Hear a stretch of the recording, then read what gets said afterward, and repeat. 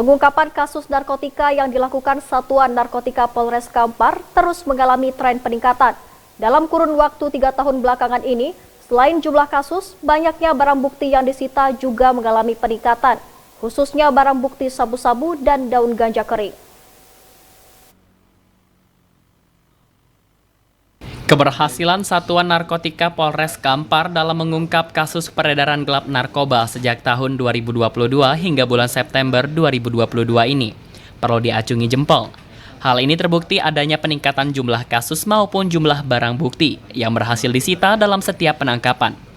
Untuk tahun 2020, jumlah kasus yang diungkap sebanyak 222 kasus dengan jumlah tersangka sebanyak 284 orang.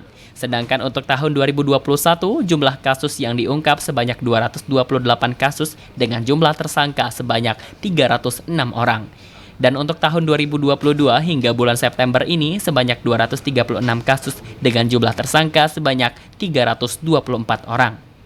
Kasat Narkotika Polres Kampar, AKP Aprinaldi menyampaikan, selain adanya tren peningkatan dalam jumlah kasus, juga terjadi peningkatan pada barang bukti yang kita amankan. Untuk itu, barang bukti yang diamankan selama kurun waktu 2 tahun ini berjumlah 16 kg untuk daun ganja kering dan untuk sabu-sabu juga sebanyak 16 kg lebih. Dan untuk pil ekstasi sebanyak 10.404 butir, sedangkan untuk tahun 2022, jumlah daun ganja kering yang telah disita diamankan sebanyak 9,6 kg, sabu-sabu 4 kg lebih dan pil ekstasi sebanyak 103 butir. Yang dilaksanakan oleh Satres Narkoba Polres Kampar mulai dari tahun 2020 kami menangani ada sekitar 222 kasus 1 tahun. Kemudian untuk jumlah tersangka di tahun 2020 itu sebanyak 284 orang.